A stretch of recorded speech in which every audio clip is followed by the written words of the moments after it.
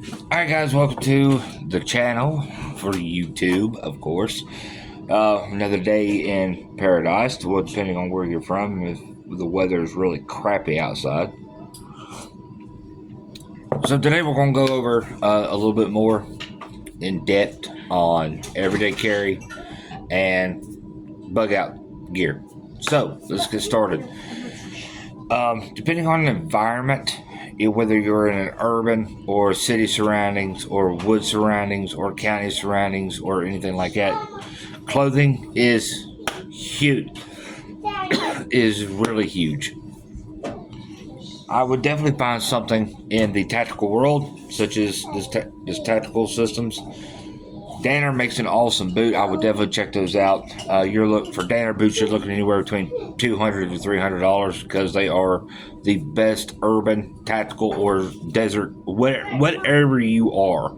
The United States Marine Corps, the United States Army, the Navy uses them. They love Danner.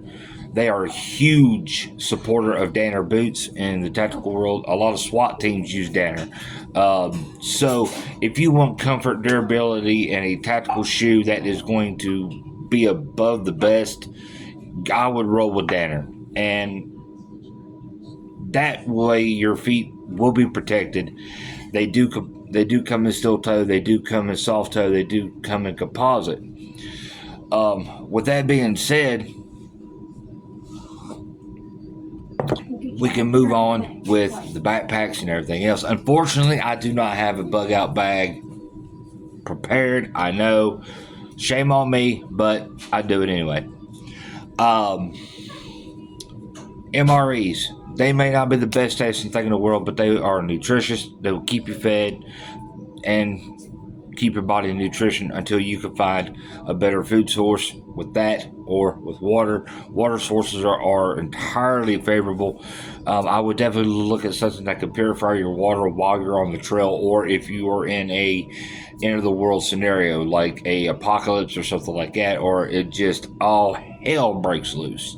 That would be a definite look into, because stores are going to be raided, grocery stores are going to be raided, gas is going to be rationed, and it's going to be absolute chaos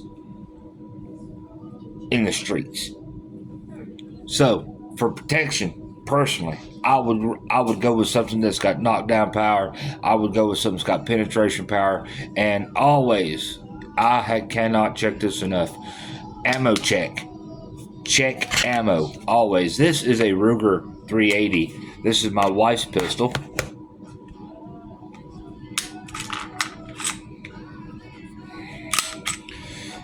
Nice, full size. Well, full compact, that's what they call it. A full compact pistol. This one has a 15 round magazine. Well, 14 plus 1 in the chamber. So you have 15 rounds of a cordless hole puncher at your disposal. We took this thing out a couple weeks back, and she performed beyond our expectations at close range, distance, mag dumping. Our 11-year-old even shot her and fell in love with it. She said very user friendly. Very user friendly. My wife just said it. She is very user friendly. Depending on the size of the frame of the person, this is an awesome go-to pistol for big people and small frame individuals. I mean, this pistol is just, I cannot get over this firearm. This is a magnificent pistol to have on your person while you're going through some really hardcore stuff. Now, if you believe a 380 is just not powerful enough, you want something bigger like a 9mm, 10mm, or 45. 45s are okay, but I have to express, because a 45 has a lot of knockdown power, the shooter might struggle with the power unless you are used to shooting. So I would take into consideration either a 380 or a 9mm for close-up defense. Now, with that being said, the Ruger, I mean, it's just an unbelievable firearm to have on your persons, just in case when it does just go absolutely nuts out there. This is definitely a go-to for my wife, and this is the one that she goes to. Now, I'm a big fella. I stand about 6 foot tall, little over 200 pounds. I carry this little sucker. This is a Ruger SR-22. I know everybody's going to start fussing about that. Oh man, you're a big man. You got to carry a big gun. Well, it's not the it's not the size of the caliber of the. It's the size of the man pulling the trigger.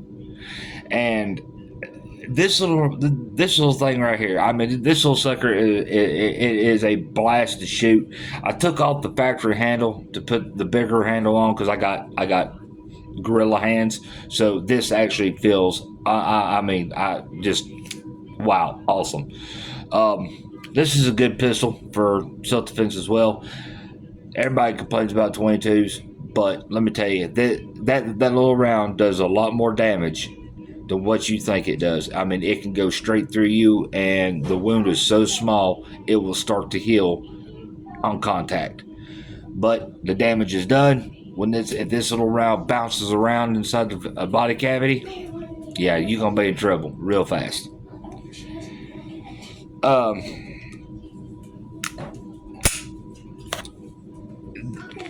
This pistol, I mean, it's a good backup gun or a good primary. It's based on if you're ready to actually use it.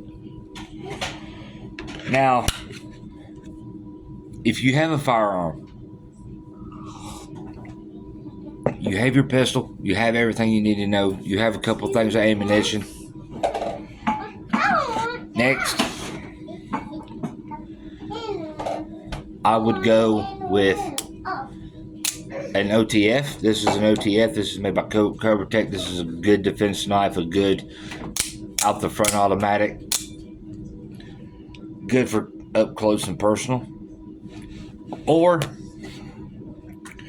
if you prefer something a little bit more, not less tactical, I would definitely go with a lockback. This is a case. It's got a elk bone handle.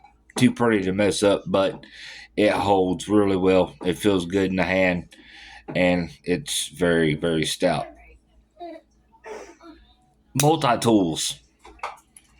There is multi-tools out to yin yang. Gerber makes them. Leatherman makes them. I would definitely suggest picking up a multi-tool because you don't have any idea how bad you could use a screwdriver, a pair of pliers, anything at a moment's notice and not have anything. You're not going to carry your toolbox out there with you. A multi-tool is a must-have. Speaking of which, I'm going to look into buying another one, a good one. So, I have several, but I use a majority of my multi-tools for fishing, for other things as well. So, if you cannot go with a pocket blade, I would definitely go with a fixed blade. This is a Sog Seal Pup. It does a phenomenal job on getting the point across, so to speak. I mean, this thing is really nice.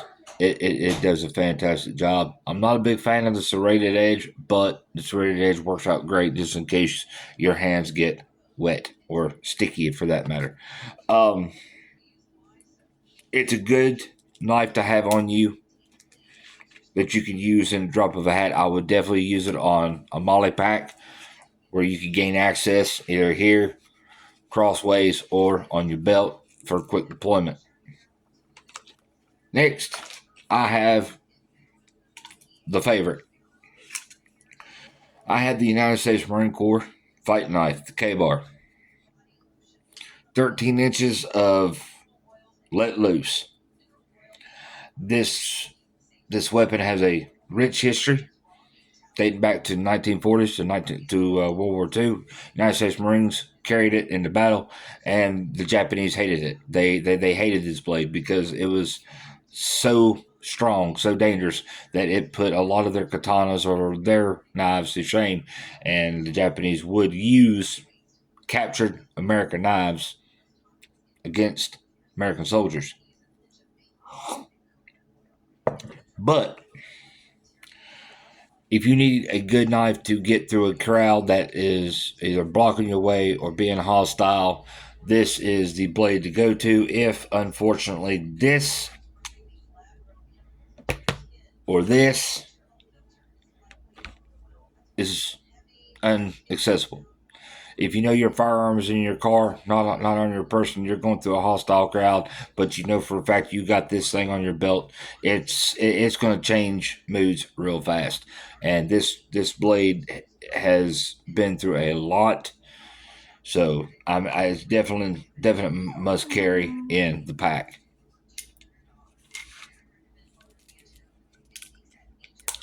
Next course of action: flashlight. Gotta have a flashlight. I mean, you gotta have something for signaling, just in case if you are in a situation where you need to see, but to a certain extent. Now, what that means is, if you are in an urban environment, you don't want to be shining a flashlight all around, because that's going to cause some issues. People are going to spot you and hunt you down, or try to team up with you.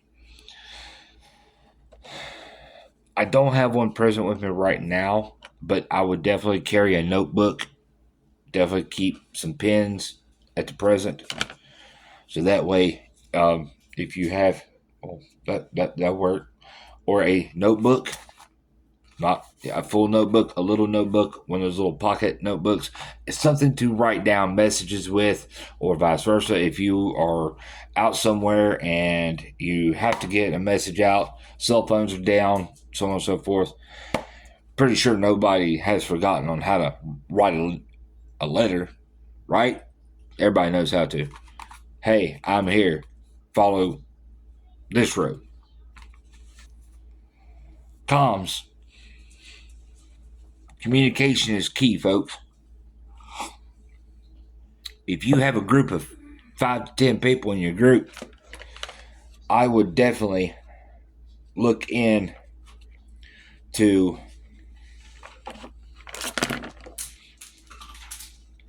radios. Definitely look into them.